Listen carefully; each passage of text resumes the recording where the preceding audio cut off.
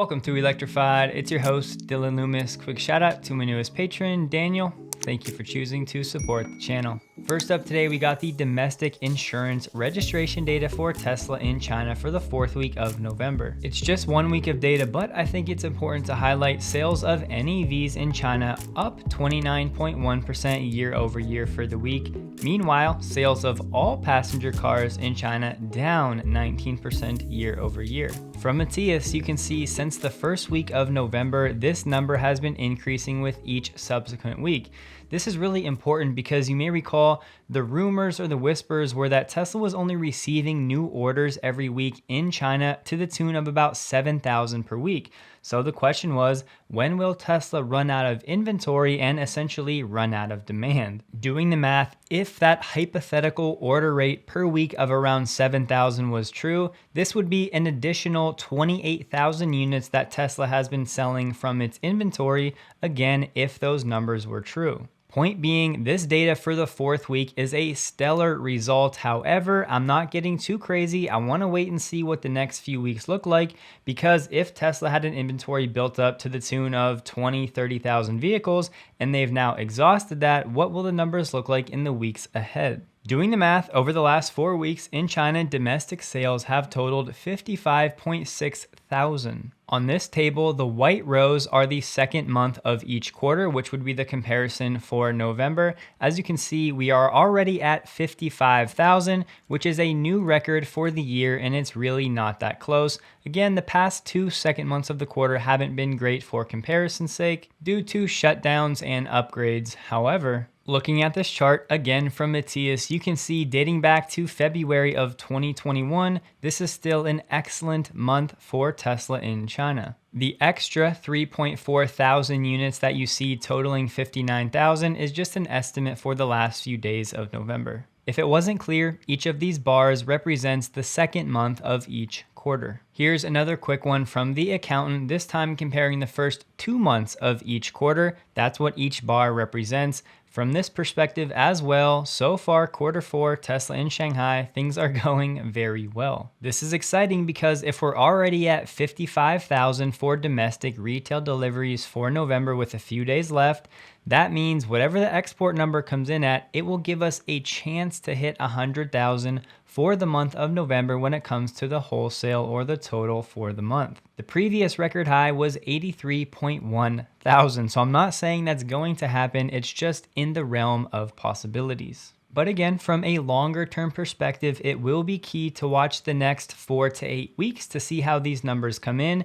because there have been rumors again that the order incoming rates have been lower than what Tesla has wanted. We can't confirm until we see the numbers for the next few weeks. Moving on, it looks like we will have a trickle effect for South Korea looking to woo Tesla and Elon. Now, the South Korean president is talking about tailored solutions for Tesla, which really should be no surprise. I think most countries right now would be willing to make tailored solutions for Tesla, and they said they're willing to minimize any risks posed by militant unions. The South Korean president himself said the militant union culture is a serious problem in the South Korean society. And listen to this stat. South Korea saw an average of 39 days of work stoppage annually due to labor disputes over the past 10 years. For context, this number would be 5 times higher than that of the United States, sitting at 8 days. And we all know how Elon feels about unions, so definitely good information to know. In a thread from Tesla app updates, there may be a new upcoming feature which will let you view the interior camera live from the mobile app,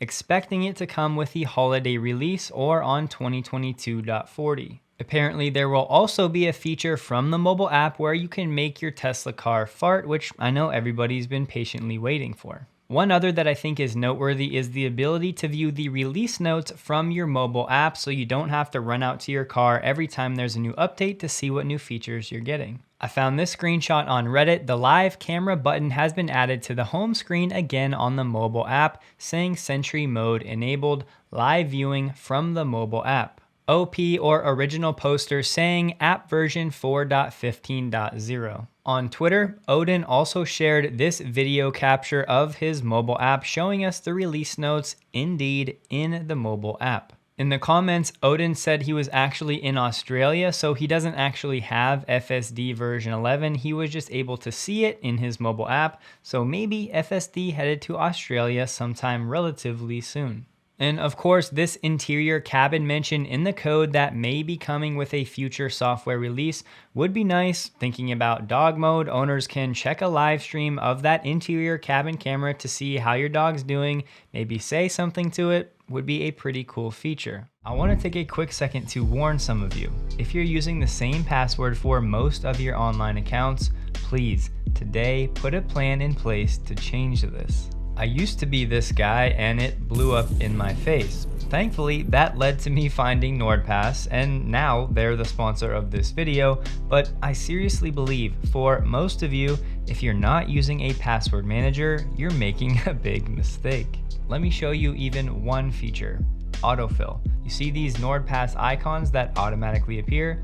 All you have to do, you click once and you're in.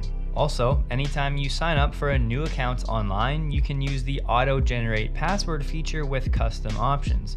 NordPass will then automatically save all of the login data for you. It's also been really nice just having one hub where I can securely store all of my logins and passwords, my secure notes, credit card info, etc. NordPass has genuinely made my life easier and more organized, and I hope that it can do the same for some of you. So you can check out nordpass.com/electrified linked below and use my coupon code electrified to get the best 2-year plan offer plus 1 extra month for free, linked below. If you go to Idra's LinkedIn page and scroll down, you will see a recent post saying new Gigapress assembly mode on and a picture of this Gigapress. Now, first thoughts would be this is another 9,000 ton Gigapress for the Cybertruck. It looks like the same size, and although the color looks a little orange here, it may just be the way the light is reflecting off that red hue. To be fair, there's no official confirmation in the post or the comments that this is for Tesla. However, it seems like a fairly safe assumption. Sawyer shared a Tesla stock note from Bernstein, and I just want to highlight one point. If you want a microcosm of the main demand concerns that most of Wall Street is fearing right now for Tesla, it's summarized right here. The Chinese EV market has grown explosively at 126% year to date through September, but Tesla's EV growth in China has only been 55%. I don't want to be too repetitive here, but think about it like this. If you just took out this first part, that the overall EV market grew 126%, as a Tesla investor, would you be okay with Tesla growing 55% year over year? The answer should be yes, because that's Tesla's stated goal globally. And second, these type of numbers are to be expected, especially in China, a country with over 1 billion people. As the entire location goes to electric vehicles, Tesla simply cannot fulfill all of that demand to keep up with the growth of the overall NEV market. It's just not realistic. Of course, context is good and valuable, but only if you can apply it properly. Because as long as Tesla can grow in the neighborhood of 50% per year, it doesn't really matter what the rest of the industry is doing as long as Tesla keeps growing and executing. And as I've said before, as we head into or continue through a recession and all of these new EV models come to market, we should be expecting lower Tesla prices, slightly lower margins, more competition. What people have been saying for years is actually going to happen at some point. It's happened already in China, and it's going to happen in the United States. Maybe not for another few years, but it is coming and it's normal, and Tesla will navigate through it. And don't forget, Tesla is the only automaker making EVs at scale profitably without subsidies, period.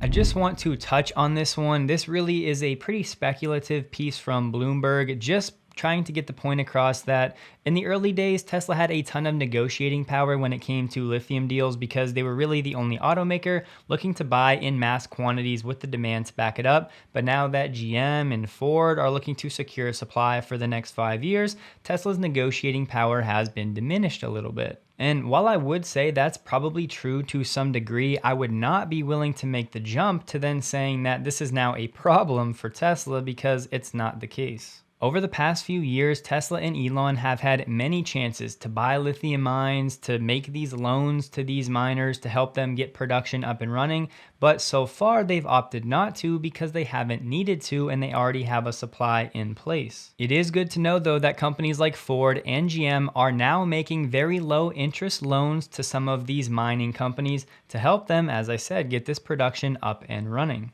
And this is a great stat. So yes, GM and Ford may make it a little bit harder for Tesla to secure lithium as there's more competition competing for those resources. Last year, Tesla used more than 5 times the combined consumption of Ford and GM. That is when it comes to lithium. And toward the end, the article did say Tesla's immediate future looks secure. I couldn't move on without showing you guys this. Look at this source. According to people familiar with his thinking. What does that even mean? Obviously, I know what it means, but we're really stretching these sources thinner and thinner. Here we have a storyline that I just want to plant on your radar for the months and years ahead. From Benchmark Source, the Inflation Reduction Act also risks handing China free access to resource-rich countries like Indonesia that don't have a free trade agreement with the United States. The gist of the article: if all these battery suppliers and makers are avoiding Indonesia to take advantage of the Inflation Reduction Act, that's going to open up those resources in Indonesia for who? China to then essentially dominate, and Indonesia is a huge player in the nickel space, and yes, we're moving to LFP quickly, but nickel is not going away anytime soon, especially for longer range applications. Simply put, industry experts are saying it'll be difficult to meet North America's nickel demand without Indonesia. Overall, when it comes to batteries and EVs, the Inflation Reduction Act has been awesome so far, but it's not all good as we have to consider things like this. Indonesia will want most of its supply to stay local to build up a domestic economy, but the rest could end up flowing right to China if a lot of other producers start avoiding Indonesia because they won't be able to capitalize on the Inflation Reduction Act. Just something to think about. We haven't talked too much about NIO in the past few months, but that may be changing in the months ahead as they have some plans to come to the US. The co-founder of NIO said the next generation of NIO cars will enter the US market, and they're also looking to manufacture batteries and chips in 2024, vertically integrating. He also mentioned 2024 will be a break-even year for NIO, meaning they should turn profitable sometime that year. And how about this? He also said a NIO phone will be launched in 2023. But back to the profit in the core business, make sure you hear this line because he said to make a profit in 2024, NIO must make batteries and chips, otherwise there is no chance at all. Many people question Tesla's striving to vertically integrate. Why do they have industry-leading margins? It's because they did exactly that, and it takes years to do this. And basically, most every other automaker is still at the beginning of that journey of truly vertically integrating, especially when it comes to batteries and chips. Now, I'm assuming when they say make chips, they mean to design them and have an actual fab or a foundry actually manufacture or produce them, just like how Tesla does. I don't think NIO is going to open its own foundry or fab because that can cost anywhere between $10 and $20 billion. It's not clear when exactly this next generation of vehicles will hit the US market, but NIO has already begun flooding the European market, so it's coming at some point. Here we have a quick one. Ali just shared a short video showing us some cruise vehicles seemingly stuck in an intersection in San Francisco. So there wasn't really much reporting on this. I can't even tell you what happened after the fact. Did cruise employees come or did they work it out? But this definitely is not a great look for self-driving and autonomy and the state of that market. So hopefully they can get this sorted because this has happened now on more than one occasion. I'm all for testing, and I know there's going to be plenty of hiccups and accidents along the way. I understand all of that, but to some degree, it just seems like they may not be fully ready for a wider release just yet. Speaking of NIO, they've teamed up with the massive conglomerate gaming company Tencent, who also does some cloud-based stuff to work on autonomy. And not just autonomy, but high-definition mapping. Tencent actually is already an investor in NIO, but now NIO will be using Tencent's cloud computing infrastructure for data storage and training for autonomous driving. Tesla and Pepsi aren't the only ones looking to make some inroads in the electric trucking industry. Coca-Cola and Renault Trucks are doing something similar in Belgium, although these trucks are definitely a bit smaller and not an apples-to-apples comparison with the Tesla Semi. Coca-Cola will start using 30 electric trucks to make last-mile deliveries to local customers in Belgium. The first 5 vehicles went out on November 24th. The first 5 trucks that went out were the E-Tech D and the D-Wide, and the rest will go out in the months to come. These routes will be averaging 150 kilometers per day, or about 93 miles. Again, this is last mile delivery. What's cool is each truck has an on-site charging station to fully recharge the battery overnight, and these stations are powered 100% by green energy generated on site.